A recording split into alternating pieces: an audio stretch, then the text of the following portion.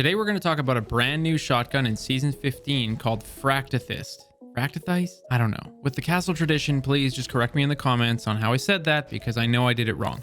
Season of the Lost is here for 180 days until Witch Queen launches in February of 2022, so Bungie tried to drop a lot of new stuff. I'm sure there's going to be more along the way, and I'm excited to cover all of it, but today I want to explain what you should look for on this new kinetic shotgun. First off, it's a precision archetype, and for those that don't remember, there are technically 6 categories of shotguns in the game, 4 different kinds of spreads, and then 2 versions of the slugs, plus exotics of course. Precision spreads deal 19 to 20 damage per pellet and typically need 10 to 11 pellets for a one-hit kill. I say this because that's what all shotguns end up boiling down to. The amount of damage that they're dealing per pellet and their damage drop-off curve, along with the number of pellets that are typically going to hit your opponent given the size of that shotgun spread diameter. See, historically, because quick draw was so insanely good, or we had the quick swap glitch, aggressives were always king. They deal so much damage that they only need 9 pellets to hit, so why would we have ever used anything else? But in today's game, in the current meta, there are clear advantages and disadvantages to all the archetypes now.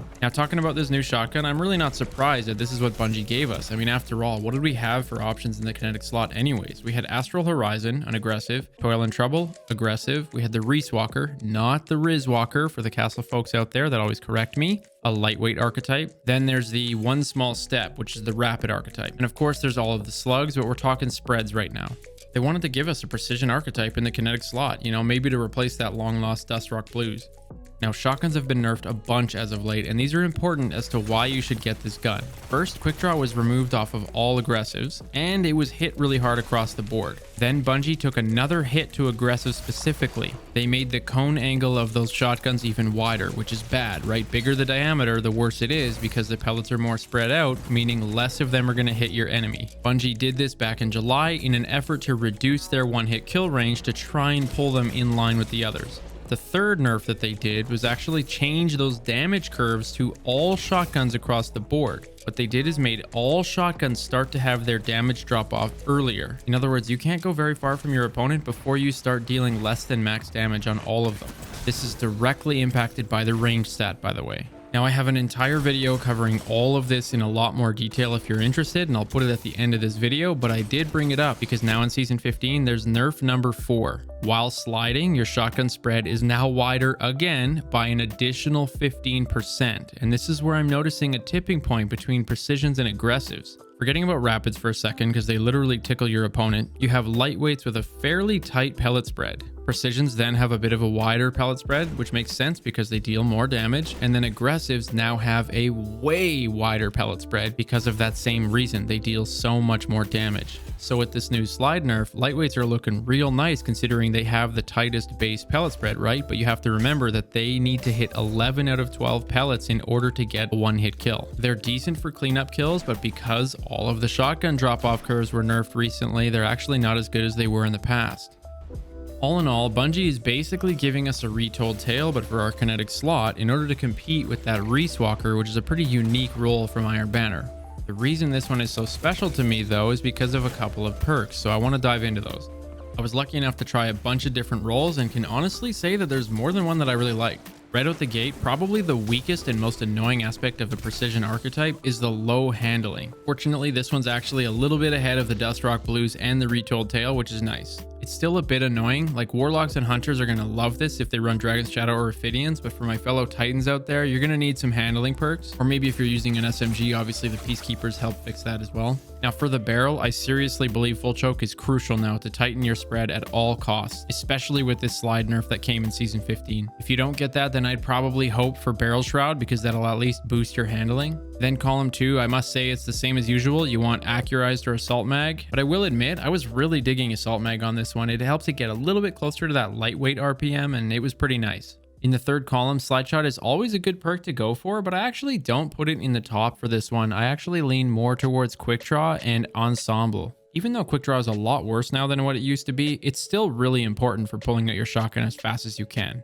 And then Ensemble, that's one of the new perks in the new season. The moment you're within 50 meters of a teammate, not multiple, even just one is enough to activate it, you get a massive handling boost. I need to do a bunch of tests on whether or not it's scalar or how much it is, but I swear it's between 30 and 50 handling. Like, it's a lot. It's definitely janky coming in and out of that range, but when you're within it, it is buttery smooth. Finally, the fourth column has a lot of options. Trench Barrel is a bit situational, but it's pretty damn strong. When you get a melee hit, you're literally dealing 50% more damage, so think of this thing just going Super Saiyan. Thresh is actually something I don't really go for on special weapons. I really think you're much better off having that one on your primary, like I think the Palindrome has it. Adiago is another new perk. I'm a little bit disappointed actually. When you get a shotgun kill, your next one will deal 25% more damage, which is sweet. You can absolutely map people with this, but the timer is really short and it doesn't actually happen that often. I went back and looked at a lot of my gameplay. It kept running out before I could reach the next person to get my kill. It's also a bit buggy. Sometimes it would pop up on screen and it would be gone in less than 2 seconds, while other times it seemed to be up for like 4 or 5 seconds. I think I need to dig deeper into this one, but so far from my gameplay,